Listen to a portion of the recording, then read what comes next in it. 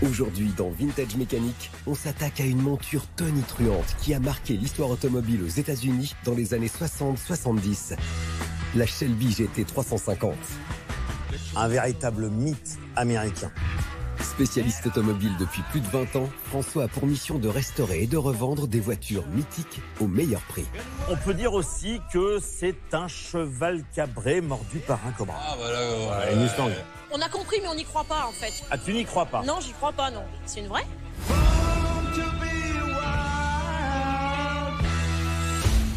Pour restaurer cette bête de course, il peut compter sur son pool d'experts, les cadors français de la restauration de véhicules de collection. Si c'est refaire ce moteur-là, il faut déjà qu'il soit refaisable. Absolument. Et là, on est du simple au double.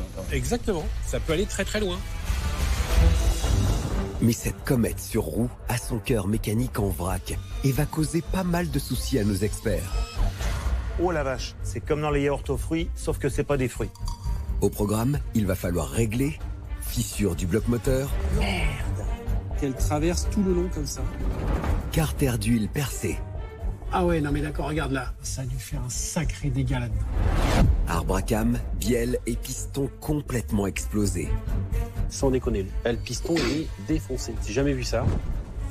Bref, il faudra beaucoup de patience, des nerfs d'acier et une gestion du stress à toute épreuve pour venir à bout de cette restauration hors norme. C'est l'opération de la dernière chance. On le sauve ou on le remplace. Pour souffler un peu, François va partir à la rencontre du pilote Romain Grosjean, le phénix de la Formule 1, pour un ruling à bord de la réplique du film Bullitt. Voilà. La mythique Ford Mustang GT 390 Fastback.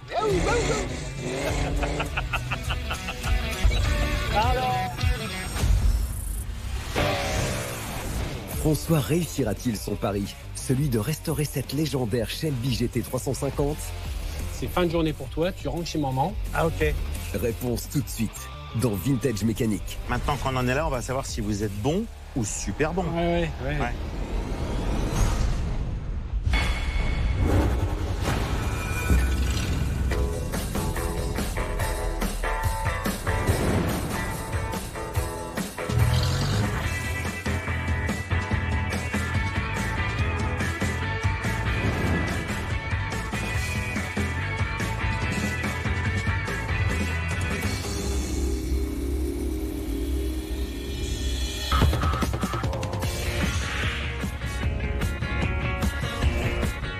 Alors aujourd'hui dans le conteneur, un véritable mythe américain. Si je vous parle d'un cheval au galop qui se fait mordre par un cobra, est-ce que vous avez deviné?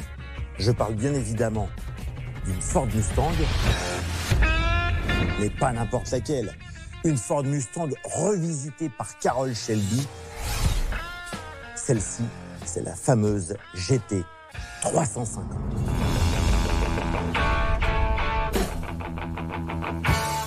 L'histoire de la GT 350, c'est celle d'un magicien de la méca, Carroll Shelby. Au début des 60s, le Texan se consacre à la construction d'autos de compétition. En 1962, l'AC Cobra voit le jour. Un V8 Ford dans un roadster anglais, lacé. Voilà de quoi Carroll Shelby est capable. Alors quand, en 1965, Ford cherche à donner de la fougue à sa Mustang, concurrencée par les muscle cars, la firme sait vers qui se tourner. Shelby accepte. Il met au régime la bête, dépouille l'habitacle. Le V8 peut enfin libérer ses 306 chevaux. La Mustang Shelby passe de pony car à muscle car et prend le nom de GT 350. Problème, pour Ford, la voiture est trop chère et le confort spartiate. Le millésime 1966 sera financièrement plus accessible et civilisé. En 1967, le Big Block de 355 chevaux fait son apparition dans la nouvelle Shelby, la GT 500. En 1968, Ford reprend toute la production. Elle s'arrêtera en 69, mais les derniers exemplaires des Mustang Shelby s'écouleront jusqu'au millésime 1970. Et vous savez quoi? Une Shelby GT 350, j'en ai trouvé une.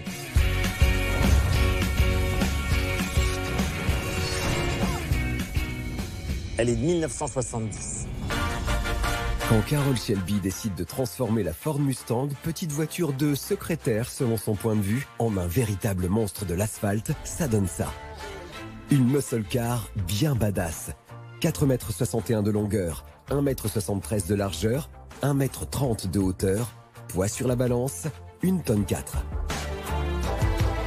Pour un maximum d'agressivité, cette version de 1970 offre des phares qui prennent place dans la calandre, ainsi que 2 bandes noires sur le capot.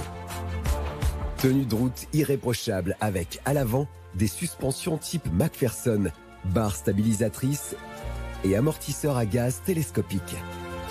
À l'arrière, un pont rigide avec ressort à lame et amortisseur également à gaz télescopique. Côté freinage, c'est un peu juste. Disque ventilé à l'avant et gros tambour à l'arrière.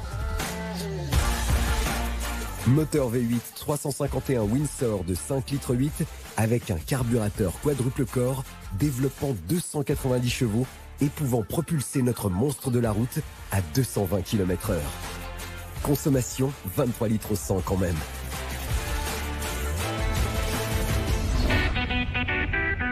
Avec un tel pédigré, on comprend mieux pourquoi François a raflé cette muscle car. Reste à savoir comment il l'a dégoté et surtout combien d'argent il a dû débourser. J'ai pu l'acheter 96 000 € parce que le propriétaire se l'est fourni aux États-Unis. Comme parfois ça arrive malheureusement, il est tombé sur un mandataire pas très sérieux parce que dans ce domaine-là, comme partout, il y en a des bons et il y en a des très mauvais. Et en l'occurrence, il avait suivi l'annonce qui disait petite révision moteur et à l'arrivée en France, en débarquant du container, le moteur était dans le sac. Le propriétaire n'a pas eu les moyens de continuer la restauration. Il revend la voiture et je l'ai achetée. Si le malheur de l'ancien proprio fait le bonheur de François, c'est que la cote de cette légende a de quoi faire pâlir le plus vorace des experts. Ce modèle-là vaut aux alentours de 120 000 €. Et pour l'instant, ça reste accessible entre guillemets, parce que les toutes premières, celles de 1965, parfois dépassent le demi-million de dollars. C'est clair, cette caisse a un sérieux potentiel financier. Mais avant de se lancer dans l'achat d'une Shelby, attention, il y a quelques petites astuces à connaître. Aux États-Unis, le marché est vaste. Environ 80% des véhicules aux États-Unis ne sont pas forcément ce que nous, on aime. Donc, dans les 20% qui restent, il y a évidemment de très bonnes affaires. Il faut généralement, et même certainement, s'entourer de quelqu'un qui connaît le modèle, qui connaît la marque et qui pourra vous conseiller. Soit un spécialiste, soit des gens des clubs, soit des gens qui ont déjà fait ce type de transaction et qui connaissent les pièges. On l'aura bien compris, dans cet océan, les requins sont nombreux. Et pour y échapper, François va nous livrer un tout dernier conseil. Quand on est dans des séries comme les Shelby qui sont particulièrement recherchées, être sûr qu'on a une vraie. Alors là, il y a évidemment une astuce, c'est le registry Shelby qui permet de savoir si votre voiture est une vraie, référencée, ou si c'est une pâle copie.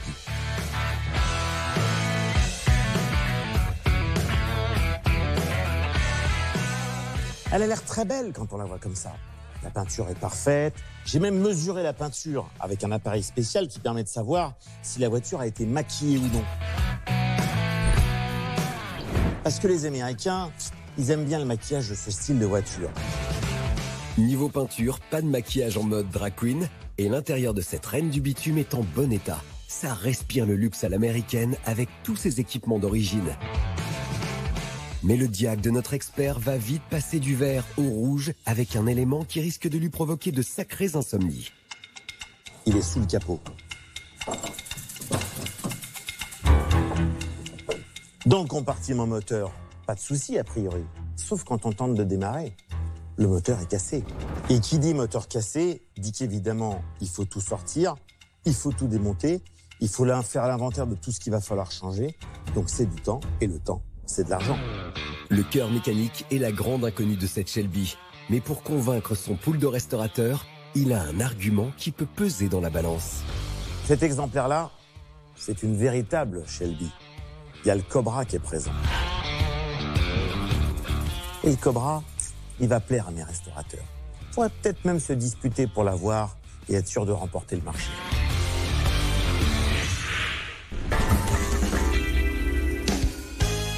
Il est temps maintenant pour François d'accueillir son pool de restaurateurs pour chiffrer et obtenir le meilleur devis pour sa Shelby GT 350. À l'issue de ces enchères, celui qui formulera le meilleur devis remportera le marché. D'abord, il y a Eric et son frère Lionel, 35 ans d'expérience au compteur. Que ce soit Aston, Ferrari ou Jaguar, ils savent tout faire. Leur kiff absolu, les véhicules historiques de légende. Olivier de Stefano, 40 ans d'expérience. Formé chez Porsche et Ferrari, il est devenu référent carrossier des plus grandes marques de prestige. David et Céline, artistes de la sellerie. Incollables en carrosserie et en mécanique, ils ne visent qu'une chose, l'excellence. Et enfin, Olivier. Spécialisé dans les voitures bodybuildées, il passe le plus clair de son temps à dénicher et à restaurer une bonne partie du patrimoine automobile de l'oncle Sam. Messieurs, dames, bonjour. Je vous présente un petit nouveau, Olivier. Petit. Enfin, Olivier 2, puisqu'il y a Olivier 1, il y a Olivier 2. Oh non, c'est pas bon, je vais finir par confondre. En plus, ils se ressemblent, regarde. On se ressemble, ouais, peut-être, mais on n'a pas les poils placés au même endroit. Il y en a qui les a sur la barbe et moi, je les ai sur la tête. Quand François me présente aux autres restaurateurs, c'est une pression. Ils ont, entre guillemets, plus rien à prouver et tout l'inverse de moi. François a injecté du sang neuf dans ses troupes. Encore une technique de déstabilisation de sa part pour bousculer les anciens avant la présentation de la voiture. Aujourd'hui, dans le container, j'ai quelque chose qui va vous plaire. Oh, À tous les 5. c'est vrai? C'est une voiture qui vient d'outre-Atlantique. Une voiture américaine. Bah, c'est pour moi déjà, merci. Voilà. C'est aussi le venu. Oh, alors, attends. Si. Si François il fait rentrer quelqu'un qui est spécialisé dans les américaines, c'est pas juste pour faire de la figuration. Ça, c'est clair. Maintenant, le garçon, on le connaît pas, on sait pas ses compétences. Bon. Des mecs qui veulent prendre notre steak, il y en a toute l'année. Tu sais, des gens qui disent ça c'est pour moi, j'en ai vu passer depuis 40 ans. Donc ça me surprend pas. Cette tentative d'intimidation du petit nouveau n'a pas l'air de troubler nos experts, mais attention à ne pas sous-estimer le nouveau soldat de François. La personne qui s'est occupée de cette version spécifique disait que c'était une voiture de secrétaire transformée en voiture de compétition. Est-ce que ça vous met un peu sur la piste? Pas du tout. On est à la jointure entre les 60s et les 70s. On peut dire aussi que c'est un cheval cabré mordu par un cobra. Une Mustang. Là, t'en as dit beaucoup. Bah oui, là, t'as tout dit. Non mais vous n'avez pas écouté la fin de la phrase. Évidemment, il y a plus de secret, il y a plus de mystère, quoi. C'est forcément une Mustang Shelby. On a compris, mais on n'y croit pas, en fait. Ah, tu n'y crois pas? Non, j'y crois pas, non. C'est une vraie? On se sent obligé de lui poser la question de savoir si c'est une vraie. Ça veut dire, voilà. Question pertinente, parce qu'il y a beaucoup de copies sur ce marché. Alors, c'est C'est vrai. une question légitime. Ah non, question légitime. Il y a effectivement beaucoup de répliques. Celle-ci est une vraie. Non, vas-y, ouvre. Attention les yeux. Ouais, enfin, les yeux. Le cobra va sortir. T'es beaucoup plus près de la couleuvre que du cobra. Ne le prends pas pour... Excuse-moi, mais bon. Bon alors attention.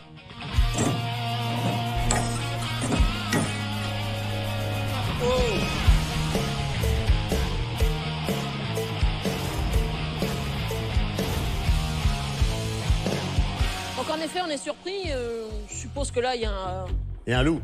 La première impression, c'est elle a l'air très belle. Donc, le tout est de savoir qu'est-ce qu'il y a, qu'est-ce qui s'est passé et quelle est l'ampleur des dégâts.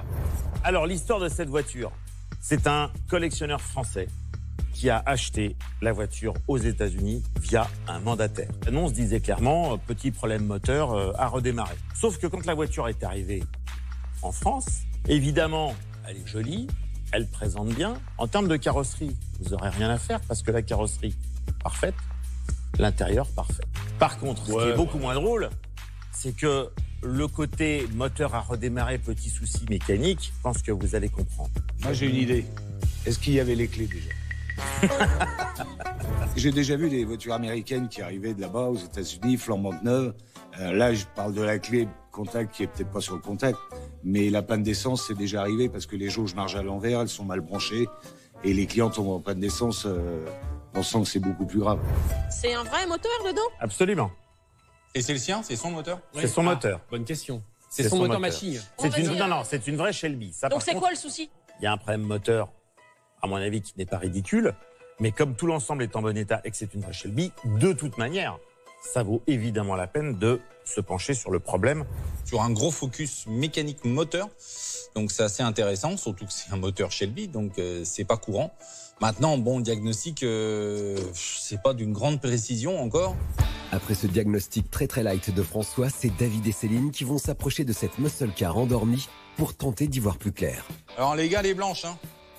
Si, moi je vais quand même aller contrôler la couleur. Vas-y. Ah, mais je vais regarder la couleur, moi. Ah, une paire de Olivier, hein. On est mal barré là. Hein. Elle est plus blanche que grise, ouais, c'est vrai. Oh, qu'est-ce que tu fais là? Il est en train de prendre des compressions là. Oh. Aïe, là c'est la boulette pour François car en laissant son petit protégé se pencher d'un peu trop près sur la Shelby, il s'est attiré les foudres des anciens. Attention à ne pas trop jouer avec le feu. Elle est tordue là. De quoi? Le carter d'huile, il est enfoncé là. Tu vois que j'ai bien fait de pas y aller. Là, il y a une salade de bielle là-dedans. Hein. Eh oh, dis-lui qu'il peut pas en voir plus que Oui, ça. d'accord, mais attends. On peut le sortir le moteur vite fait parce qu'on va te dire. Si c'est un réglage carburateur ou si c'est un moteur pété, on fait pas. Tu t'attendais qu'il y ait un réglage carbu avec lui? Ben j'en sais rien. Attends, j'arrive, moi je suis. Ah non, mais alors on va t'expliquer, Pépère, quand il met une auto dans le container, t'es tranquille qu'il n'y a pas qu'un réglage carbu. Quand je reviens vers mes collègues et puis qu'ils sont tous un peu blasés du diagnostic que je découvre, moi je sais très bien que ces autos-là, si on commence à ouvrir et qu'il y a un vilebrequin ou un arbre à cam d'origine qui est cassé, on va pas remettre une pièce made in Taiwan, quoi. Donc on a les contacts, j'ai les contacts pour faire ça, mais c'est du temps, c'est de l'argent. Si c'est refaire ce moteur-là, il faut déjà qu'il soit refaisable. Absolument. Là, on est du simple au double, hein, quand même. Exactement. Ça peut aller très très loin. C'est pour ça que j'ai fait appel à la crème. Oui, vas-y, brosse dans le sens du Bon, excuse-moi, il y a une seule chose que j'ai appris dans ce métier, que tout ce que tu n'as pas remplacé ou réparé, tu le prends dans la gueule. Dans les semaines ou les mois qui suivent. Eric, lui, a décidé de ne pas se déplacer car le cœur mécanique de cette Shelby sent la couleuvre et pas le Cobra. Voyons maintenant si son impression peut enrayer la machine aux enchères. Tiens, Olivier. Moi, je te propose 15 et je prends des risques. Pour remettre le moteur dans sa config d'origine. Moi, tu me connais, je suis pas du genre à aller bouffer le pain à Olivier. Hein. Non, je vais dire 14. Non, franchement, ça serait pas non plus notre genre de leur prendre, parce que bon, en même temps aussi, ils ont de la réserve, quoi. Mais enfin bon, je pense que 13, c'est quand même plus honnête. Olivier observe les anciens qui descendent les prix tout doucement. L'entre-soi, c'est bien, mais s'il veut se faire remarquer, faut qu'il sorte un peu du bois. Si je mets 12, on fait quoi? Bah, tu te fais des ennemis. Et tu peux, bon, alors ça va. peux. Et 12, c'est pas un chiffre rond, quoi. Ah si, c'est très rond. Si, c'est bien rond Je déjà. vais te dire 11 950. Mais non, arrête. 11 50 balles, ça va. Mais tu vas pas garnir le carter en cuir. 11 950. Attends, tu les veux les 50 balles? Bah, je joue, moi, monsieur, je joue. Ah oui, là. Ah bah, 50 balles. Ça y est, Olivier croise le fer avec les anciens et le seul contre tous ne lui fait pas peur, bien au contraire. Il aime être challengé. Et 11,5. Alors, est-ce que vous laissez une petite chance aux petits nouveaux ou est-ce que vous voulez marquer votre territoire? Histoire de le mettre bien dans le bain et qu'ils comprennent comment ça se passe, je vais mettre 11 000. 11 000. Parce que je sais qu'il mettra moins. Tu sais quoi? Je vais dire 10 500. C'est une quoi? C'est une Shelby 350, c'est ça? Ouais. 10 350. On avait bien compris que le nouveau allait pas lâcher le morceau. Donc, bon, malheureusement, lui faire perdre quelques... Bah, comme les autres ont fait avec nous. Voilà. Cher Olivier, nous t'attendons. Ouais, bah, je fais 10 000. Allons-y pour 10 000, mais je sens que ça va. Je vais me faire rentrer, là, je le sens. Le champagne, il est pour moi. Bravo, David. Bravo. Ah, voilà, merci. Ouais, ça va. Tu ne touches pas. Toutes mes condoléances. Donc là, évidemment, je suis content d'avoir récupéré la voiture. Maintenant, bon, bah, ça va être démontage et puis j'espère que je vais pas avoir trop de surprises parce que ça peut vite me coûter de l'argent en plus. C'est donc Olivier, fraîchement baptisé par les anciens, qui remporte le chantier pour 10 000 €. Ajouté aux 96 000 € déboursés par François, la facture s'élève donc à 106 000 €. S'il parvient à revendre la Shelby pour 110 000 €, il dégagera un joli bénéfice de 4 000 € pour une prochaine restauration.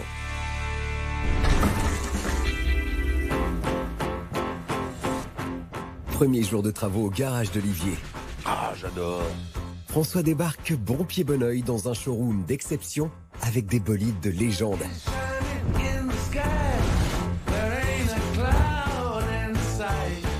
Et il y en a une qui va littéralement faire chavirer le cœur de notre expert. Cobra, ça c'est cool. On ferait bien un petit week-end dans l'amour avec ça, tiens. Malin le François, avec cette réplique de l'AC Cobra de 1988, il va pouvoir impressionner maman sur les belles routes de campagne. Mais avant de repartir avec... Ça va, Olivier? Tiens. Va falloir convaincre le maître des lieux. Monsieur le directeur, comment ça va, Hervé? Ça fait longtemps? Tu ne te présentes pas? Bah non, on se connaît forcément. Et alors dis donc, par rapport à ta petite entreprise d'il y a 30 ans... On a bien grossi. Grosse boîte. Hein. Lui, c'est Hervé, le taulier de ce haut lieu consacré à la vente de voitures américaines récentes, avec un choix de plus de 400 véhicules US homologués, neufs ou d'occasion. Bref, un magasin de jouets grandeur nature pour adultes. Et alors maintenant, enfin, un département classique. Ça fait longtemps que ça me titillait, il me manquait l'homme. Je me doute. Donc l'homme. Olivier, c'est l'homme qui murmurait à l'oreille des voitures américaines anciennes. Il est à la tête de ce magnifique showroom de plus de 400 mètres carrés où l'acheteur n'a plus qu'à se soucier d'une seule chose, prendre la route. Bon, alors, d'ailleurs, à propos, les gars, j'ai vu que la Cobra, là, ça fait un petit moment qu'elle n'a pas dû tourner. Si vous savez pas quoi en faire ce week-end, moi j'emmène ma chérie faire un tour, il n'y a pas de souci. On a pris pour une agence de location, en fait. Non, de prêt. De prêt en plus, bien sûr. On a quand même une autre voiture à voir, quand même. On y va. Allez, on y va. Bon, Allez. Bon courage, les gars. Après ce petit moment feel good, nos deux experts rejoignent Nathan, le mécano, Ça y est, on est au cœur de l'ouvrage. pour connaître l'état de santé du cœur mécanique de la Shelby. Visuellement, rien qui choque. Bon. Tout est cohérent, tout est en place, Ah, tout ça, a c'est l'air déjà- d'origine, c'est une bonne nouvelle. C'est dedans que tout va se jouer. Déjà, extérieurement, ça partait pas trop mal. Bon, on va la lever et on va regarder le carter, Ok. parce que c'est ça que j'ai vu, moi, quand elle était dans le container. C'est ça qui me fait peur. L'adrénaline du container est vite redescendue pour Olivier. Il n'a qu'une hâte, Alors, passer sous la voiture pour constater l'ampleur des dégâts. Bah, c'est pas beau du tout. Un gros trou dans le carter qui est là, ouais. qui est complètement éclaté. Je commence à éclater. C'est passé à travers. Oh, ça a percé le carter.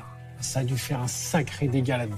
Même la tête de vis s'est cassée sous l'un d'impact d'une pièce à l'intérieur. Donc là, c'est pas commun de voir ça quand même.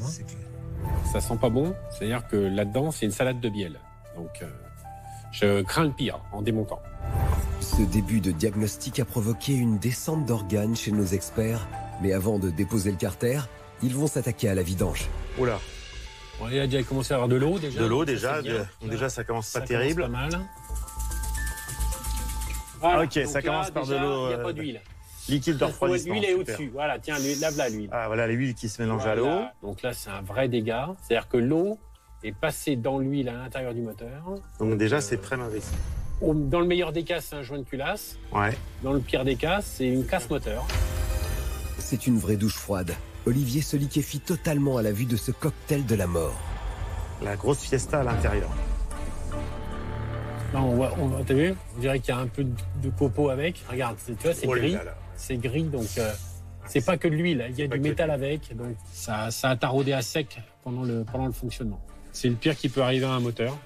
Déjà, l'eau dans l'huile, c'est pas bon, mais alors quand il y a de la limaille avec, je commence à regretter mes 10 000 euros, je te dis tout de suite. Ah, c'est le principe du forfait. Oui, c'est le principe. Moi, j'ai pas signé pour un bloc moteur à changer. Retrouver un bloc moteur de 69, c'est pas la même histoire.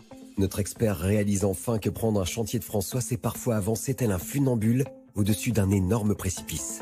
Bon, François, tu vas démonter la traverse qui se trouve ici. C'est ce qui relie les deux longerons, en fait. Bien Ça sûr. sécurise les longerons et ça permet au moteur d'être bien maintenu. Un de chaque côté. Ouais. François met du cœur à l'ouvrage et va se transformer en chirurgien de la mécanique en tâtant de la clé avec la dépose de la traverse avant et de la direction assistée. Voilà. Voilà, donc là, on descend la direction. Nickel. Voilà, Voilà, en suffisamment, tu principe, vois. le carter, il peut passer Oui, là. exactement. Alors Ouais, je maintenant, là, on déboulonne tout le carter d'huile. Nathan va assister notre apprenti, histoire de gagner un peu de temps et d'y voir plus clair sur ce que réserve l'intérieur du carter. Hop, là, et voilà. On va commencer à voir la surprise. Attention à la crépine. Voilà. Ouh là là. Ah ouais, d'accord. Ah, c'est quoi? Oh la vache. Ah ouais, d'accord. Bon, bah là, il y a les morceaux. Il y a des Voilà. bouts. On voit déjà où on en est. C'est comme dans les yaourts aux fruits, sauf que c'est pas des fruits. Voilà. Tout le monde retient son souffle avant de mettre le nez dans les entrailles du carter. Waouh, waouh, waouh. Allez messieurs, faut se lancer pour en avoir le cœur net. Aïe, aïe, aïe, aïe. Là, c'est là qu'on comprend l'ampleur du dégât. Donc là, on a un bout d'arbre à cam. J'ai jamais vu ça, quoi. J'ai jamais vu ça. Regarde-moi ça, l'état. Ah ouais. Oh là Le là, les moteur, bielles. Regarde la bielle. Un bout de bielle. C'est pas possible, quoi. Mais comment ça peut se détruire à ce point? Qu'est-ce qu'il a fait, le mec, pour casser ça, quoi? C'est moteur Regarde-moi éclaté. ça. Non, mais alors, les bouts de piston. Ce carter ressemble à une salade composée mécanique et en remuant ce gloubi-boulga, Olivier n'est pas au bout de ses mauvaises surprises. Ça, c'est un bout de cylindre. Regarde, là, on voit la partie brillante du cylindre. La vache. Ah oui, alors là, Le c'est. cylindre, il a cassé. Ah, le moteur a hallucinant. éclaté, quoi. C'est Le moteur a hallucinant. éclaté à l'intérieur. Mais regarde-moi ça, il y en a partout. Il y en a partout, quoi. Ah ouais, j'adore le gars qui vend la voiture en disant Ouais. petit problème réglage moteur. moteur. Ouais, c'est ça, ouais. C'est très rare de voir ça sur un moteur qui est quand même réputé fiable et costaud dans le temps, même usé, il continue à tourner. Donc là, le détruire comme ça, c'est quand même pas commun, quoi. Maintenant, la difficulté, c'est de savoir qu'est-ce qui va être sauvable et qu'est-ce qui va être changeable. Et si on veut garder l'esprit Matching Numbers, ça peut aller du simple au triple. Bon, bah les gars, j'ai qu'une chose à vous dire, hein. Maintenant qu'on en est là, on va savoir si vous êtes bon ou super bon. Ouais. T'es mignon.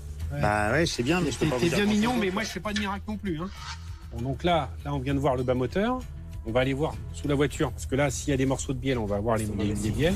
L'autopsie du moteur de la Shelby commence à ressembler à un épisode de The Walking Dead. Alors. Et c'est muni d'une lampe qu'Olivier va ausculter la partie haute du moteur. Oh putain. Ah ouais. Ok. Ah oui, il manque un morceau là.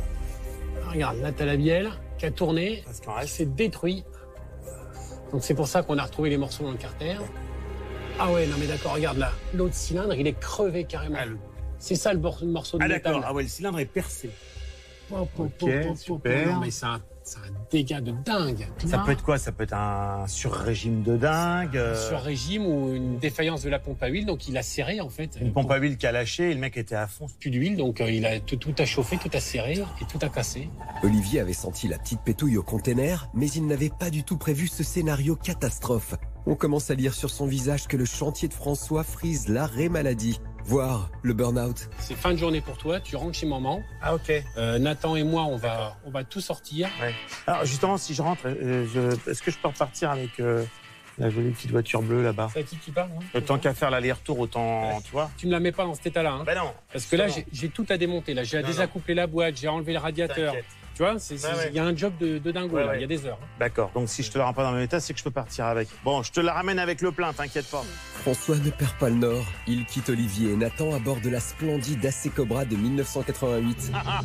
Et ses cheveux au vent qu'il prend la route avec pour seul objectif, mettre des paillettes dans les yeux de sa douce. Ça va être super sympa, un petit week-end en amoureux. J'en connais une qui va être contente.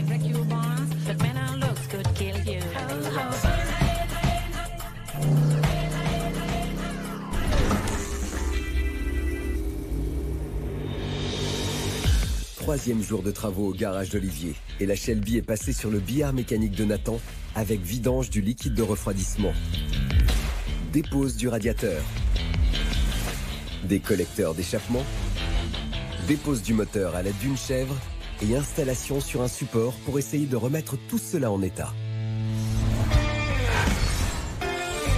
Nous retrouvons Olivier qui commence à flipper pour sa Cobra prêtée à François. Bon François, elle est où ma Cobra là? Il faut absolument qu'elle soit là demain. Donc tu te débrouilles comme tu veux, tu la ramènes en poussant, je veux pas le savoir, tu me la ramènes. Bon là je vais rentrer, voir ton moteur, donc je suis pas optimiste pour 2 ronds hein, là-dessus. Hein. Mais on va tout ouvrir et je vais faire un diagnostic. Nathan, lui, est déjà sur le pont dans l'atelier pour en découdre avec le cœur de la Shelby.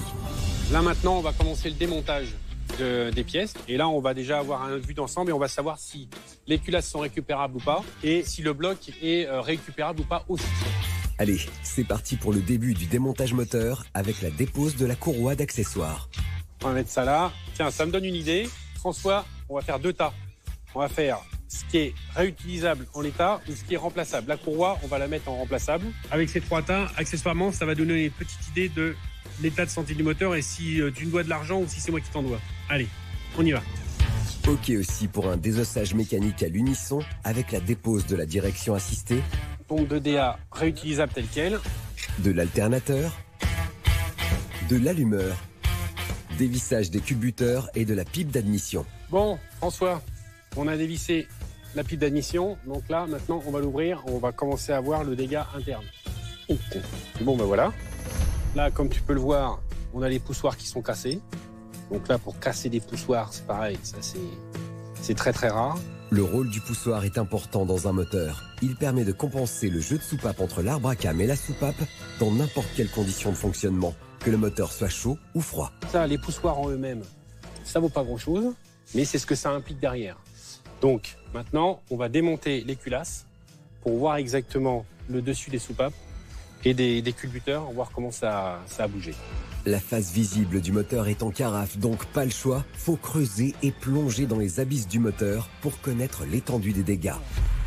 Ou tu veux continuer dans ta dose de bonnes nouvelles? Ouais, bah là, quand je vois déjà le culbuteur comme ça, déjà, c'est que c'est pas bien. Bah là, il a l'air d'être bien desserti de la culasse comme il faut. Donc là, ça veut dire que ça a mis comme un coup de fusil dans le poussoir et ça a fait dessertir la tige. J'ai, encore une fois, jamais vu ça. Donc ça va être pareil de l'autre côté, vu l'état des poussoirs. Plus les gars avancent dans l'expertise et plus c'est la guigne. Une des soupapes d'admission sur l'autre partie du moteur est elle aussi dessertie du poussoir. Et la différence avec ses petites sœurs est flagrante.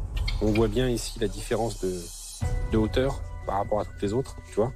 On voit bien qu'elle est dessertie ici. Elle est complètement montée. Allez, on vire ça et maintenant on va passer au démontage des culasses. Alors, on parie sur quel état en dessous.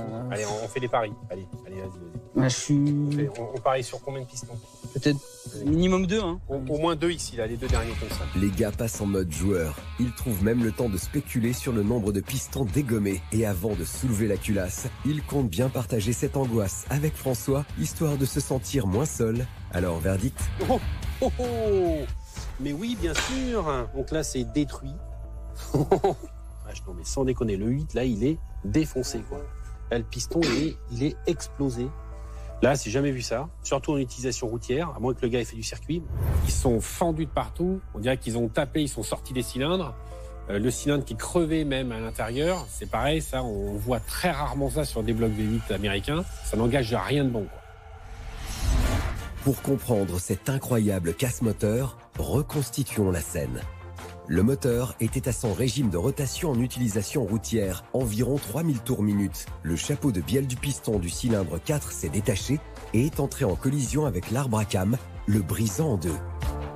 Ce chapeau de bielle et un morceau de l'arbre à cam se sont retrouvés dans le carter inférieur, où se trouve le vilebrequin qui est en rotation.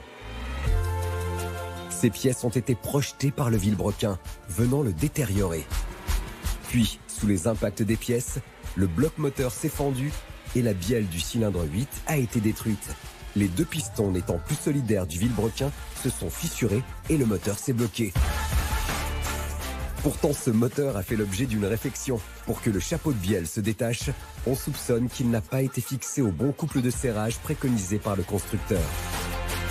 Comme quoi, en mécanique, 2 boulons mal serrés peuvent engendrer la destruction d'un moteur. Bon, allez, maintenant, on va tourner. On va regarder sur l'autre sens, c'est pareil. Nos 2 gaillards font chauffer les biceps pour tournebouler le moteur à 45 degrés. Toc. Déposer la culasse et voir s'il y a un deuxième effet qui se coule. Vas-y. L'instant de vérité. Allez, viens-nous ça. Alors voilà, là, regarde François. Donc là, quand le piston, il est comme ça, il a la tête rentrée dans les épaules, c'est qu'il est pas content. Le piston est en mode boudeur et le cerveau d'Olivier commence à bouillir. Pour lui, il n'y a pas 50 000 pistes pour savoir d'où vient le problème. Pour moi, 2 raisons plausibles. La première, c'est une défaillance de la pompe à huile, ou la deuxième, c'est une erreur humaine. Au remontage, à la réflexion du moteur, il y a quelque chose qui n'a pas été serré correctement, et avec les vibrations, les rotations du moteur, etc., ça s'est défait et ça a emmené toute la mécanique interne. Olivier ne veut plus perdre de temps et va lâcher son tel pour creuser ses pistes avec Nathan. Tu mises sur quoi, toi? Moi, je dirais quand même que ça vient de la pompe à huile. De la pompe à huile? Ouais. Moi, je mise sur l'erreur humaine. Les paris sont lancés entre nos 2 experts et pour en avoir le cœur net, Nathan dépose la pompe à huile pour la mettre sur le banc d'essai. Bon, alors, test de la pompe à huile.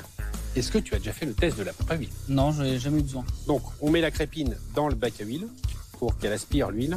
Toi, tu vas faire tourner avec la perceuse et la tige de commande de la pompe.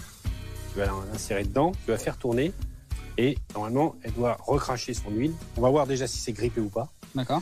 On va voir ce qu'elle va débiter aussi. S'il n'y a rien qui coule, c'est une défaillance de la pompe à huile. Ce test à la MacGyver va permettre de savoir si oui ou non la pompe à huile est en vrac et c'est Nathan qui lance les hostilités en actionnant la perceuse. Ça pompe. Ça a l'air de fonctionner. Ouais. Bon, ça ressemble quand même plus à une erreur humaine qu'autre chose. Ouais, donc tu aurais raison. Ben voilà, il paraît. C'est une erreur humaine, ok. Mais alors, exactement ce qui s'est passé, c'est encore difficile de définir le point de départ qui a enclenché toute la destruction du moteur. Donc là, c'est advienne que pourra, on démonte. Alors maintenant, tu vas nous démonter le reste. Donc le damper, le vilebrequin, les paliers, les bielles, etc. Tu vas nous sortir tous les pistons. Et puis tu vas nous faire grossir le tas là. D'accord. Ça, on pourra le montrer à François. Moi, justement, je vais l'appeler, parce que là, j'ai toujours pas ma Cobra. Donc il commence à me chauffer sérieusement. Donc je vais lui caresser les côtes au téléphone. Olivier en a gros sur la patate. L'absence et le silence de François commencent à sérieusement l'exaspérer en cette fin de journée. Espérons que son message soit entendu, même de loin. Bon, François, on est loin de tes réglages de base, hein. Comme je t'avais dit, il y a plein de choses qui ont cassé dans le moteur. La seule problématique, c'est que je ne sais pas si je vais encore pouvoir récupérer le bloc, si le bloc est sauvable. Donc, je vais essayer de suivre mes engagements. Par contre, toi déjà, tu les suis pas déjà. Où est ma putain de Cobra ?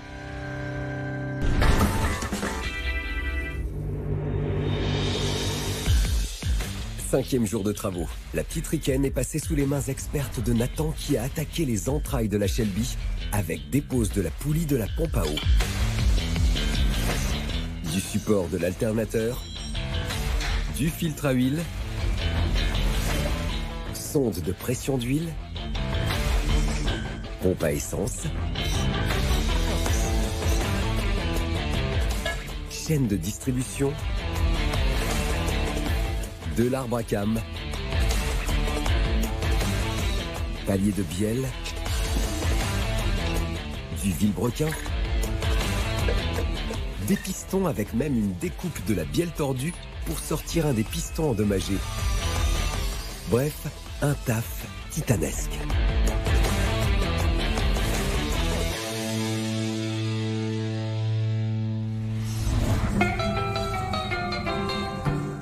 Quelques jours plus tard, nous retrouvons François qui rejoint Olivier à Méry-sur-Oise chez un sous-traitant qui pourrait les sauver. C'est un spécialiste dans le domaine du soudage par faisceau laser. Et où ma Cobra là ? Hop.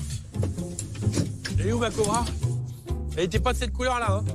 Bah, elle est. Mais t'as vu ça où, toi ? T'as vu jouer ça où ? Incorrigible ce François, fan inconditionnel de la Cobra. Il veut encore la garder quelques jours, ce qui a le don d'énerver Olivier, mais notre restaurateur n'est plus à sa près. Sa priorité aujourd'hui, c'est le moteur de la Shelby. Pour la Cobra, François ne perd rien pour attendre. Bon, on va passer aux choses moins rigolotes. Ah. Il est fondu à 2 endroits le bloc. C'est réparable ou pas ? Bah voilà, c'est la vraie question. Et bien on va regarder si c'est sauvable. François va découvrir pour la première fois le moteur de la Shelby. Et regarde, hop, t'en vas pas, c'est là que ça se passe. Et vu son état de forme, ça risque de piquer un peu. T'as vu le trou dans le cylindre ? Oh la vache ! Ça c'est rien, regarde ici. T'as vu la fissure ? Donc elle traverse tout le long comme ça. Et t'as la deuxième qu'on avait vue plus haut qui se trouve au fond. En fait, l'arbre à cam, quand il a cassé, il a tapé dans le bloc. Il y a une petite fissure ici, mais c'est surtout cette grosse-là. C'est l'opération de la dernière chance. On le sauve ou on le remplace ? François commence à mesurer l'étendue des dégâts. C'est un massacre, c'est un massacre. Notre expert risque d'exploser en vol, tout comme son budget si le moteur n'est pas réparable. Voyons ce qu'Olivier a prévu. Parfois, il vaut mieux mettre un petit peu plus et puis ressauver le bloc d'origine. Ça, je suis d'accord. Ne serait-ce que pour la valeur de la voiture. Je suis d'accord. Bah après, c'est toi qui vois, hein, c'est toi qui décides. Hein. C'est pas ma voiture, c'est la tienne. Hein. D'accord. Et pour répondre à cette question, il n'y a qu'un moyen, aller voir l'homme de la situation. Oh, Dominique. Dominique, c'est le Jedi des temps modernes. À l'aide de la technologie laser, il répare et remet en état des pièces endommagées avec précision et maîtrise. Un savoir-faire souvent imité, jamais égalé. Des opérations très délicates.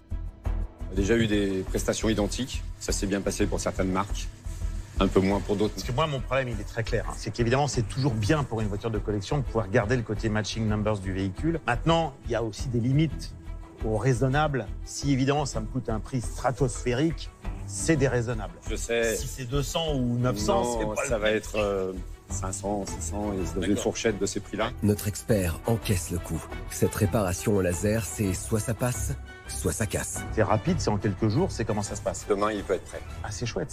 Enfin, une petite éclaircie dans le ciel bien nuageux de François. Pour tenter de sauver le moteur, nos gaillards vont directement en salle d'opération et rejoignent le chirurgien en chef, Jordan.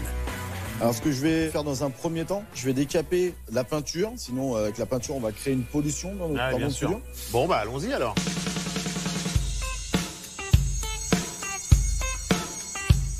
La fissure débarrassée de sa peinture, vient ensuite le meulage qui permet d'éliminer des traces d'oxydation et d'améliorer l'état de la surface. Après cette première étape, François va découvrir la technique de soudure au laser qui peut sauver son bloc moteur. On a une source d'énergie, donc un poste de soudure. Ouais. Ici, on va avoir un faisceau infrarouge qui va fondre la matière. On va venir concentrer l'énergie du faisceau un point d'impact. On va atteindre 1200, 1300 degrés, mais sur un diamètre 0,8, un petit millimètre. Ah oui, donc c'est très très chaud, mais ultra concentré. Et ensuite, le soudeur, il va prendre un fil d'apport, le placer sous le faisceau laser au point d'impact, et couche par couche, va fondre ce fil d'apport et remplir le volume qu'on a meulé. Il n'y a plus qu'à voir, hein, moi ça m'intrigue. Tout doux bijou. Avant de se rincer l'œil avec cette technique de soudure au laser, il y a des précautions à prendre pour éviter la fracture oculaire. Le faisceau est invisible, on doit se protéger. Jordan, lui, va être complètement protégé avec le système optique ici. On est à proximité, il faut se protéger avec des lunettes spécifiques. Et attention, il y aura un petit plasma qui va se former, une espèce de petite flamme qui est très intense. Donc il faudra faire attention de ne pas trop fixer ce point lumineux. Pour se protéger les mirettes des rayons infrarouges, nos experts vont chausser des lunettes tout droit sorties de la saga Matrix. C'est armé d'un fil d'apport en nickel et d'un laser high-tech que le Keanu Reeves de la soudure va assainir toute la fissure. Le tir au laser est tellement précis qu'il ne nécessite aucun gant car il n'y a aucune chauffe. Et ça, c'est classe. C'est incroyable. Donc là, est-ce qu'à ce stade-là, on sait déjà si la pièce est sauvable? Très bonne question. Voilà, c'est pas terminé, donc il me faut encore un petit peu de temps. C'est un processus qui va être long, mais il ne faut pas agresser la fonte, sinon elle va casser. Ouais, il faut les mollo. L'objectif, nous, il faut qu'on sauve ce bloc. La patience est la clé de cette opération délicate. Avec minutie et dextérité, Jordan va ressortir son matos pour cette fois remplir par couches successives la fissure et la boucher totalement. Je viens de finir le rechargement extérieur du bloc. Je vais juste regarder. Ouais, parce que ce qui est important pour moi, vous en doutez, c'est de savoir si l'opération est viable. C'est le moment de vérité. Dominique vérifie si cette soudure au laser a pu sauver le bloc moteur. Jordan, lui, a déjà son avis sur la question. C'est bien passé. Ouais, il n'y a pas eu de truc anormal. Voilà, tout ça s'est très bien passé pour moi. Il y a une bonne accroche. Tu le sens bien? Le cordon, il est sain. Il n'y a pas de problème. Bon. Il y a encore du boulot. Oui, c'est clair. Mais donc, c'est étanche sur les maintenant, salles. il faut faire l'étanchéification de l'autre côté intérieur. Exactement. Plus évidemment le deuxième trou en bas du bloc. C'est ça. Et donc l'opération est viable. Oui, complètement. On a sauvé Shelby. Apparemment, on l'a sauvé. Le bloc moteur est sauvé. Tout le monde pousse un énorme ouf de soulagement. Enfin, presque tout le monde. Là, on a sauvé le bloc, mais maintenant, il y a du taf. Hein. Donc c'est ça, il faut le renvoyer faire chez le Recul. Donc ça, c'est gentil, c'est cool, impeccable. Rechemiser, puis tout retardé, tout refaire. Pour qu'il me donne toutes les cotes. Pour que après, je peux commander les pièces. D'accord. Et ensuite, tu me ramènes le bloc et je rentre. D'accord. Super. Bah, merci beaucoup, les gars. À bientôt. Merci. À bientôt.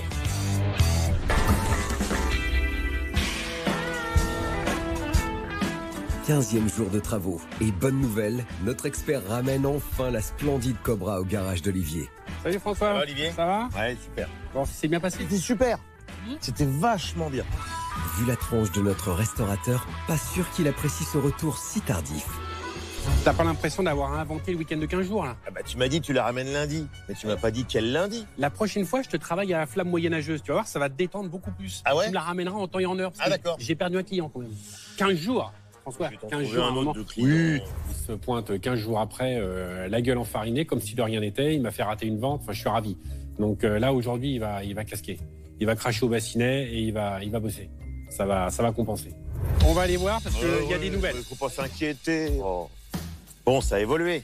Alors, voilà. Toutes les pièces sont revenues de réusinage. On a remplacé, comme tu le vois, les sièges des soupapes d'échappement pour les convertir au sans-plomb. Ah, très bien. Et on a changé les guides de soupape aussi, parce qu'ils étaient morts. Et on a tout repeint, tu vois, aux couleurs Old Ford Blue d'époque. Le détail qui tue. Exactement, donc peinture époxy, ça bougera plus. D'accord. Maintenant, le gros du travail, surtout, c'était le bloc moteur. Le bloc moteur, c'était le talon d'Achille sur ce V8. Et pour lui redonner vie, il a fallu abattre un boulot gigantesque. Tu te rappelles des soudures laser? Je me souviens des soudures laser, c'est impressionnant. Ouais. Et du coup, ils ont rechemisé les deux cylindres. D'accord. Donc, le 4 et le 8. D'accord. Puisqu'ils étaient morts, tu te rappelles, ils étaient crevés. Ouais. Après la réfection laser, le bloc moteur a filé illico à la Garenne-Colombe pour y subir une opération chirurgicale avec au bistouri le professeur Patrick. C'est donc sur la table d'opération que notre expert a redonné vie au cœur mécanique du V8 avec découpe de la chemise, création d'une butée, prise de mesure sur cylindre, création de la chemise, pose des joints et montage de la chemise sur cylindre, et pour finir, réalisage. Cette opération consiste à usiner les cylindres, pour leur conférer à nouveau une surface lisse, rendant au moteur une plus forte compression et donc une meilleure efficacité. Et pareil, repeinture complète à l'époxy dans la teinte d'origine. Donc on a réussi à sauver ce bloc, mais bon, le travail est là. Là, on a... c'est des heures et des heures. On est sur 8000 balles avec la main-d'œuvre. Ça commence à être juste pour tes 10 000. Il va falloir que tu m'aides un petit peu là. Donc là, montage des pistons sur les bielles. Donc là, il y avait 2 bielles qui étaient mortes, mais on a tout remplacé. Donc là, les 8 bielles sont neuves, les 8 pistons sont neufs. Je vais te montrer comment on fait. Ici, tu as des petits clips. Le but, ça va être d'abord de commencer par mettre un clip d'un côté. Après, on enlèvera bien sûr l'axe. On mettra la bielle, on remet l'axe et on clip de l'autre côté. Exactement. François a bien compris le process et c'est sans se faire prier qu'il se lance de concert dans le montage des pistons. Hop. Je vérifie si ça tombe bien. C'est pas une question de vitesse, hein. C'est une question que tu le fasses bien. Hein. Ah ben c'est bien ce que je comptais faire. Attends. Où tu vas là? Là, t'as cru que tu mettais pas de graisse, peut-être. Ah, c'est vrai. Ah ouais. Ah, c'est pas bête, ça. On brûle pas les étapes, ça sert à rien. T'es pas en train de faire le beau dans la Cobra, là, par exemple, tu vois. François fait profil bas avec la pichenette envoyée par Olivier. La Cobra lui reste encore en travers du gosier. Donc, tu graisses bien l'axe. Et tu graisses bien après le trou de bielle. Donc là, tu le mets dans le même sens que moi. Ça, c'est quoi, ça? Le point qui est là? Je ne sais plus. Tu dois avoir ce point-là orienté vers l'avant du moteur. Ouais. Là, c'est l'avant du bloc. Ouais. Donc, tous tes pistons doivent être... Le point doit être orienté vers l'avant. Ok, nickel. Donc, pareil, de ce côté-là. Mais, regarde bien, ici, sur ta bielle, tu as un endroit où c'est pas chanfreiné, un endroit où c'est chanfreiné. D'accord. Ce qui est chanfreiné, c'est ce qui est côté avec l'autre bielle, comme ça, en fait. Donc, ça veut dire que? Ça veut dire que on va les faire dans l'ordre. Alors, par exemple, on part sur le principe que c'est le 1, celui-ci. Donc, il est comme ça. Donc, la partie chanfreinée est du côté opposé. Ouais. D'accord. Bon, je te laisse faire les autres. François, tu as compris le principe? Nickel. Un client qui se pointe là-bas. D'accord? Tu vas y arriver? Ça va le faire? Regarde, tu vois? Oui, mais tu respectes bien le sens. Hein. C'est donc seul que notre expert monte les 4 autres pistons. Alors, que je me trompe pas, c'est dans ce sens-là. En respectant bien les consignes de son mentor. Bon, donc ça, c'est bon. Alors, ensuite... Voilà. Je retourne pour avoir la place de mettre le premier clips. Alors, t'en es où? Ben, j'ai fini les 4 premiers pistons. Ah, ça y voilà, est, c'est parfait. fait. Il me reste les 4 derniers. Donc là, tu as bien mis le chanfrein de la bielle dans le même sens par rapport au point sur le piston. On est d'accord avec ça? Donc maintenant, tu inverses tes bielles. Eh oui, comme c'est un V8, il y a 4 cylindres d'un côté, 4 cylindres de l'autre. Exactement. En fait, pour bien comprendre, le principe d'un moteur comme ça, c'est de transformer un moteur de translation en système de rotation, d'accord? Le banc de cylindre ici est décalé de celui-ci. Oui. Pour justement que les bielles se croisent. Et puis d'accord? se raccorder sur tu le mets une bloc, règle ici, tu vois que celui-là est décalé. D'accord? OK? Donc là, tu as fait 5, 6, 7, 8. OK. Maintenant, tu vas faire 1, 2, 3, 4. Je te laisse continuer? Pas de problème. Après cette explication sur l'ordre d'assemblage des pistons, c'est rebelote pour notre mécano pour le montage des 4 derniers pistons et là aussi, aucune ombre au tableau. De quoi regagner des points auprès d'Olivier qui arrive pile poil au bon moment. Alors François, tu y arrives? Les 8 sont faits, chef. Donc là, ils sont tous dans le bon sens. Là. Tous dans le bon sens. 4 d'un côté, 4 de l'autre. Bravo François, mission accomplie. Reste à passer à la suite du programme, la pose des segments pour l'étanchéité. 3 types de segments, 3 gorges. Avec 3 rôles différents, 3 tailles différentes. Bien évidemment. Les segments de piston jouent un rôle primordial dans le fonctionnement d'un moteur. Ils vont absorber la pression due à la combustion, refroidir le piston, retenir l'huile dans le carter et lubrifier la paroi du cylindre. On commence par celui du milieu. Le deuxième segment de compression. Donc ça sert à assurer l'étanchéité entre le piston et la chambre. Je te laisse faire. OK. La deuxième gorge. Hein. Voilà, oui. Donc on va mettre maintenant le premier segment. Voilà. Toujours en finesse, en délicatesse. Toujours. Hop. Parfait. Et maintenant, le segment racleur d'huile sert à racler l'huile. Voilà. Ça c'est facile, il n'y a pas besoin de la pince. Parfait. Après le maître, c'est au tour de son élève d'enchaîner la pose des autres segments avec toujours la même application et concentration. Hop nickel. Là. Et voilà. Parfait. Nos 2 experts vont ensuite graver un numéro sur les 8 bielles les unes après les autres grâce à un marteau et des poinçons de marquage. Et le dernier, la dernière, c'est la 1. Cela permettra d'identifier les bielles lorsqu'ils vont les coupler au vilebrequin. Maintenant, on va les poser dans le bloc. On va commencer par le 4 et le 8 qui ont été rechemisés, histoire d'être sûr que tout fonctionne bien. Voilà. Est-ce que tu peux me passer le petit moule à cake qui se trouve là, s'il te plaît? Tant que c'est pas un moule à gaufres. Donc, ceci permet de comprimer les segments sur le piston afin de le rentrer dans le cylindre. Donc, hop, tu rentres comme ça, hop, ici, et on resserre. Voilà, tu le repositionnes bien. Tu laisses le bout de la jupe un peu apparaître parce qu'elle va se positionner après dans le cylindre. Et ensuite, on va graisser l'entrée du cylindre. Pour que la lubrification soit optimale, Olivier sort son petit arrosoir vintage et va badigeonner l'intérieur du cylindre pour faciliter l'entrée du piston. Ensuite, il faut positionner bien sûr dans le bon sens. C'est-à-dire dans l'autre sens en fait, voilà. Donc là, on fait attention en rentrant la bielle de ne pas rayer le cylindre. Hop, et on positionne. On positionne voilà. Le piston. Comme ça. Et là maintenant, on refait un petit serrage pour être sûr que ça va bien comprimer les segments. Et qu'on risque pas de casser le segment au moment où il va passer du compresseur au bloc. D'accord. Là, on est bien droit et on y va. Et voilà. Nickel. Déjà, le cylindre numéro 4 est en place. Notre ferronnier mécanique excelle en la matière et enfile le second piston sans la moindre résistance. Voilà. Nickel. Allez, toc. Bon. Voilà, 2 de montée. Je te laisse faire les autres. Je te remercie. Hein, voilà. Okay. T'as vu la démarche? Ouais, j'ai bien capté. Voilà. C'est donc François qui termine la pose des autres pistons et même s'il n'a pas la même aisance qu'Olivier, voilà. Il va réussir à terminer sa mission avant la tombée de la nuit. Bravo François. Voilà. Allez-y.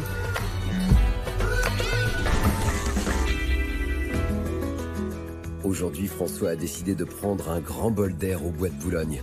Mais rassurez-vous, ce n'est pas pour donner à becqueter à cette belle ménagerie naturelle, non. C'est bien pour tester une caisse mythique qui a marqué le 7e art. Et pour ça, il a donné rendez-vous à un passionné de Riken.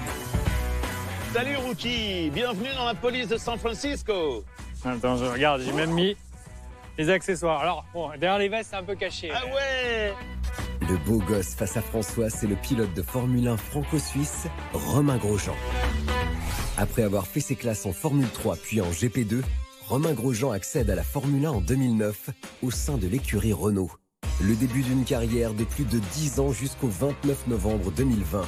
Ce jour-là, au Grand Prix de Bahreïn, lancé à plus de 240 km/h, Romain perd le contrôle de sa monoplace qui explose sur le rail de sécurité.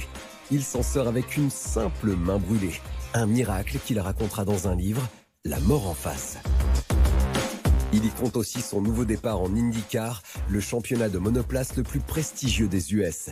Un choix motivé par son envie de se lancer un nouveau défi pour celui qu'on surnomme désormais le Phénix. Bon, je sais que tu adores les Mustangs, donc évidemment, je voulais te faire plaisir. Donc une 390 GT de 1968, l'année du film évidemment. Quel film? À ton avis? Steve McQueen, Bullitt. La caisse que François a dégotée, c'est une réplique à l'identique de la Mustang du film Bullitt.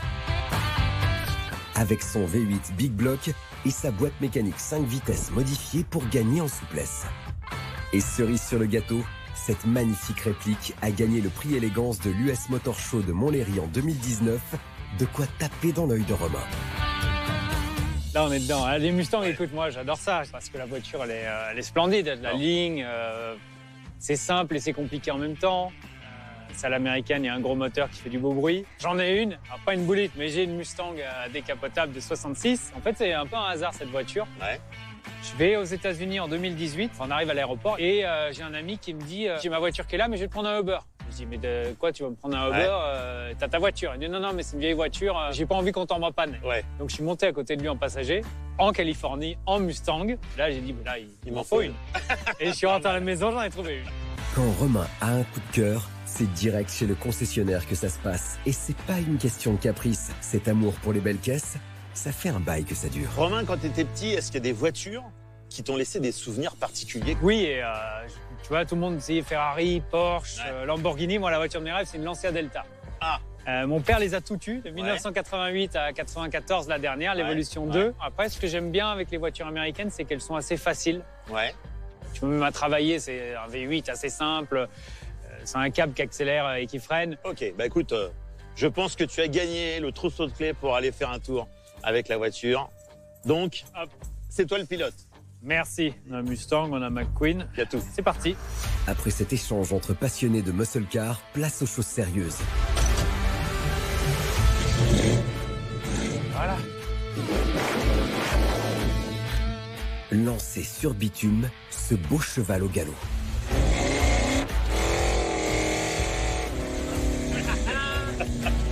Pardon. Tu te sens bien dedans. Tu as envie de jouer. Et puis tu sens la route, la ligne n'a pas de direction assistée, donc c'est vrai qu'à chaque fois que tu prends un virage, c'est lourd. Et tu prends ton temps. Tu prends ton temps, tu roules différemment, et puis il y a ce bruit. C'est V8.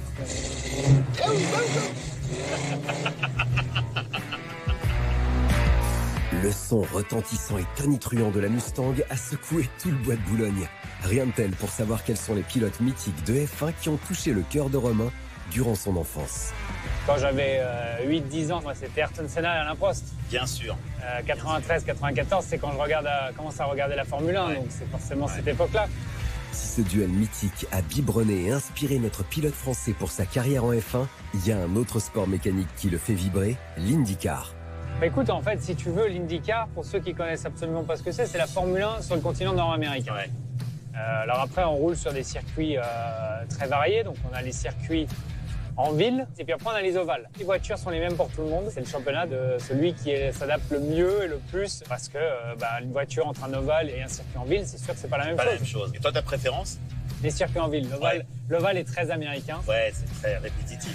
Si ce ruling à bord de cet Highlander mécanique donne le sourire à notre pilote français, il a connu malheureusement d'autres moments beaucoup moins plaisants. Bon, alors ton accident, est-ce que ça, c'est quelque chose qui a changé ta manière de voir la vie? Oui. Ouais. Tu peux pas sortir d'une expérience comme ça en étant pareil. Donc aujourd'hui, en fait, c'est un bonus. Tu as le côté positif de pouvoir profiter de la vie et se dire que, tu vois, là, on est dans une Mustang et c'est fantastique, mais je ne devrais pas être là. La bonne étoile au-dessus de la tête de notre Phénix est toujours présente à notre plus grand bonheur et celui de François qui savoure les derniers instants avec ce champion au grand cœur. Alors écoute, moi, il y a une petite faveur que tu pourrais me faire. Je n'ai jamais assisté à une course d'Indy. Ça, c'est facile. Est-ce que tu m'emmènerais? Avec grand plaisir. François est aux anges et il peut remercier Romain pour ce cadeau qui va sans aucun doute mettre des paillettes dans les yeux de ce grand enfant.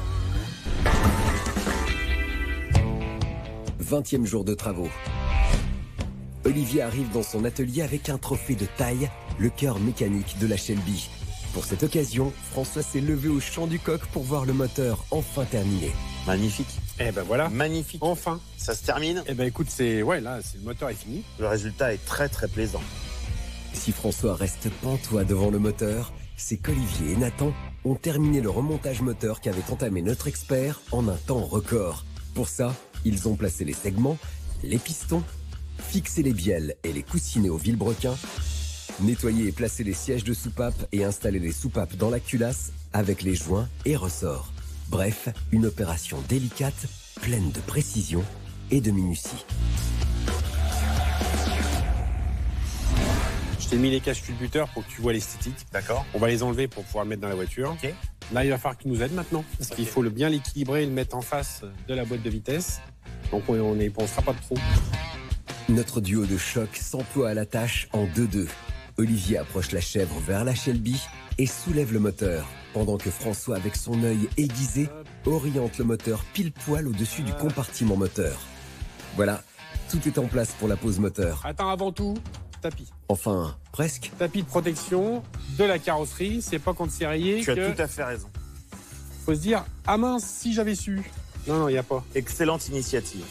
On va commencer par graisser l'arbre de la boîte. La graisse est derrière toi sur la caisse. François s'exécute illico et à l'aide d'un pinceau et de graisse cuivrée, va badigeonner la butée d'embrayage. Voilà. Il semblerait que vous ayez besoin d'un coup de main. Ah, salut Nathan, écoute, Salut. avec plaisir. Tu tombes bien, vas-y. Il va falloir que tu te mettes dessous là. On va redescendre le moteur. La team s'agrandit au plus grand plaisir de François qui va éviter à ses vêtements un petit passage au pressing. Tel un contorsionniste, Nathan se faufile en dessous de la Shelby pour la suite des opérations. Là, il va falloir équilibrer le moteur pour qu'il soit en plein dans l'axe de la boîte. Et après, le poser sur ses supports moteurs du châssis. Ouais. tout en faisant attention que Nathan prenne rien sur le museau. Bah, c'est mieux. Si Voilà, Nathan se c'est fait mieux. écrabouiller, c'est moins drôle. Je te confirme. Donc tu vas le maintenir droit et je vais le descendre Descends, tranquillou. gentiment. Tranquillou, tranquillou. Tu n'as pas peur, Nathan? Non, ça va, on est bien. Tout va bien? Plus droit, plus droit. Stop. Si ça rentre direct, on gagnerait On gagnerait un peu de temps. un petit peu de temps. Ouais. La manœuvre est délicate, mais nos 3 mousquetaires sont coordonnés comme jamais. C'est ça, le travail d'équipe. Voilà, t'en bouge pas. Hop, on va relever un petit peu la boîte de vitesse. Tu me dis, Nathan? Ah, je pense qu'il faut réussir à le redescendre un peu et le lever du coup de l'avant en le ravançant un petit peu. Retire-le un peu vers toi, François. Il faut que le moteur soit parallèle vraiment à la boîte. Ouais, je sais bien. Vous savez que c'est pas simple. Hein, Non, c'est pas simple, ouais. Le poids du moteur, 250 kg environ, complique la tâche de nos experts. On n'est pas droit. Pas facile de diriger et d'installer du premier coup un tel organe mécanique. Allez messieurs, courage. Ah, attends, là on est dedans. Je crois qu'on est dedans. Ouais, on est bien là. Oui, vas-y. Parfait. Là on est pas mal du tout là. Là, on va être dans l'axe. Voilà. Ouais. Ça y est, les gars ont réussi à rentrer le moteur directement dans la boîte de vitesse, fixer le tout à l'aide de vis. Nickel, c'est bon. Et délivrer le cœur mécanique de ces chaînes. Et voilà. Et voilà.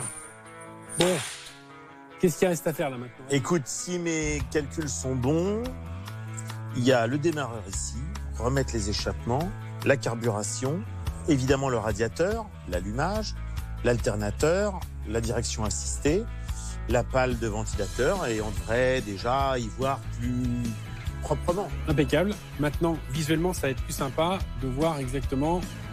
Voilà tout ce qui nous manque. Donc, on va commencer par la poulie de vilebrequin. Ok. Après, on va faire l'alternateur, la direction assistée. Comme ça, on va remplir le devant du moteur et les accessoires. Avant de mettre Après, le on pourra radiateur mettre le radiateur. D'accord. C'est parti pour la pose de la poulie du vilebrequin.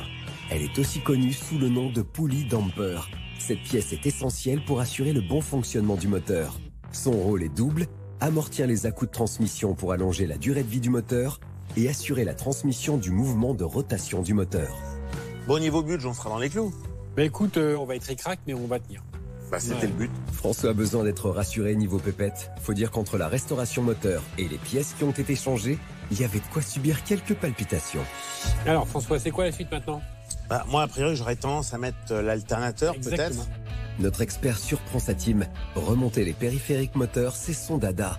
Et il va leur montrer avec la pose du support et de l'alternateur. Oh, son poids. L'alternateur est composé d'une bobine et d'un aimant. Il permet à la batterie d'enclencher le démarrage du moteur. Olivier suit la cadence de François en posant la direction assistée et pour compléter ce duo magique, Nathan entre en scène avec la pose du radiateur et... Vas-y mon gars. De son hélice pour éviter à la voiture de l'oncle Sam de prendre un coup de chaud. Qu'est-ce que tu veux faire maintenant? Ah, moi, ce qui me plairait, c'est le carbu. Bien, voilà. C'est un bon choix. Le petit joint, hein, ouais, pour l'étanchéité, bien évidemment. Je te laisse l'honneur de le poser dans ce sens-là et pas dans un autre. Ah. Voilà, le carburateur, ça, 4 corps.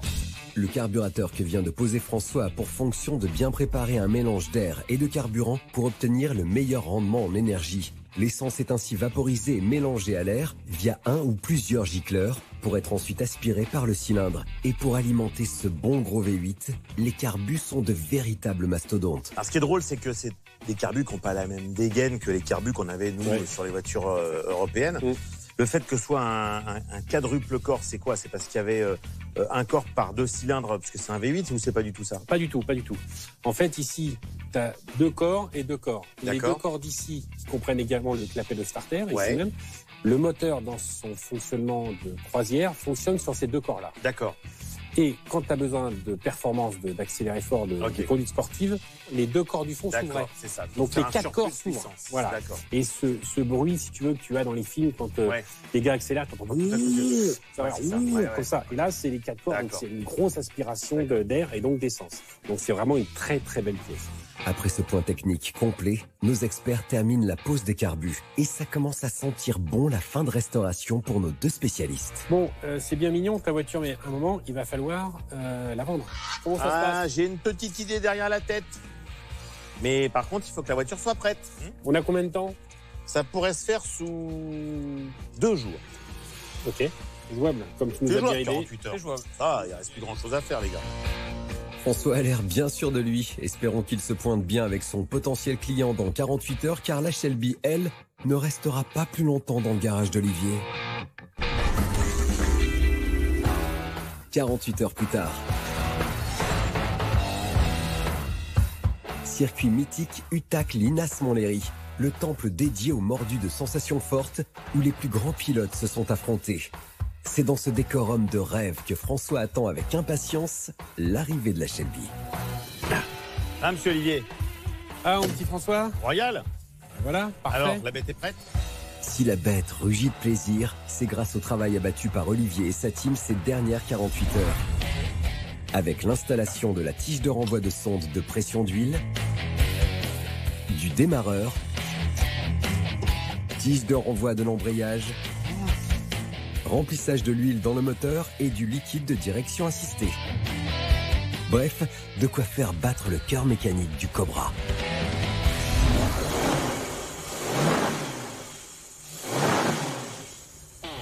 Voilà. La mécanique noble d'une époque civilisée. Ouais. Regarde ça. Hop. Ah. Voilà. Ça, c'est bon, ça. Bon, est-ce que le budget a été respecté? Ouais, on est rentré dans les 10 000. Alors, C'est budget respecté, délai respecté. Bravo. François est aux anges. Il peut enfin expliquer pourquoi il a donné rendez-vous à Olivier sur ce circuit mythique.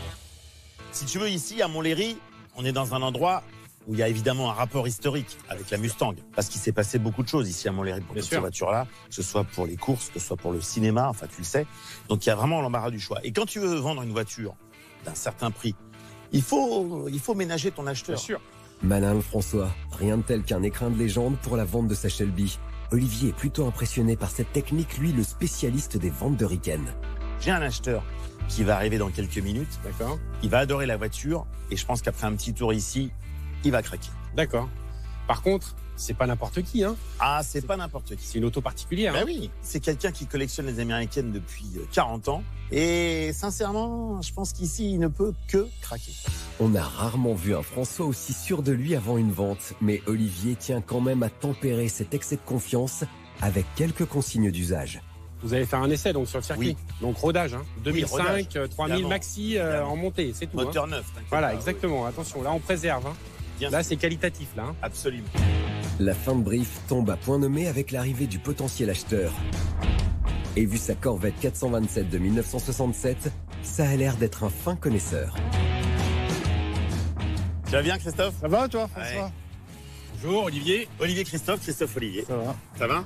Alors, c'est ça que tu veux me vendre? Exactement. Shelby GT 350. Bah, écoute, elle a l'air bien propre.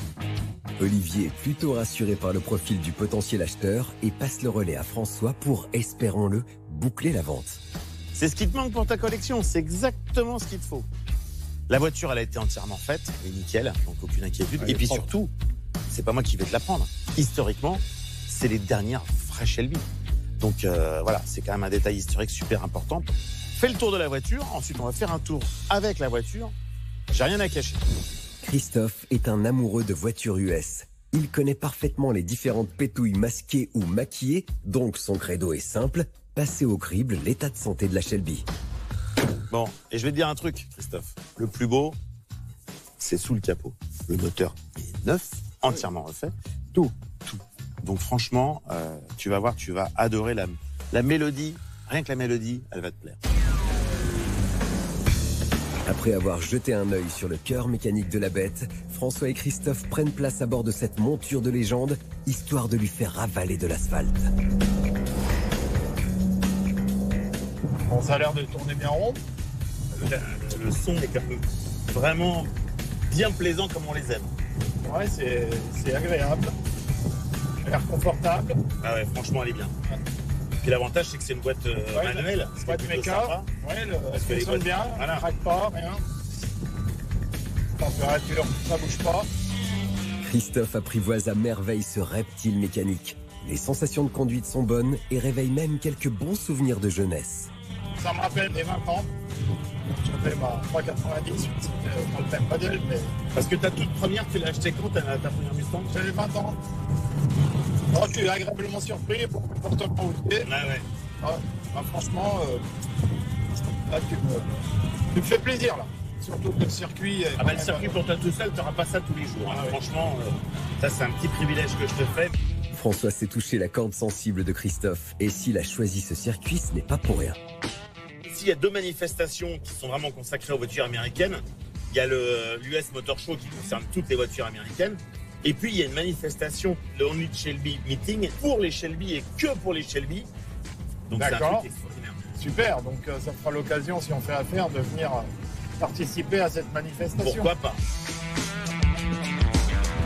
Voyons maintenant si avec cette Cobra, François a réussi à le convaincre tel un charmeur de serpent. Ça marchait pas mal.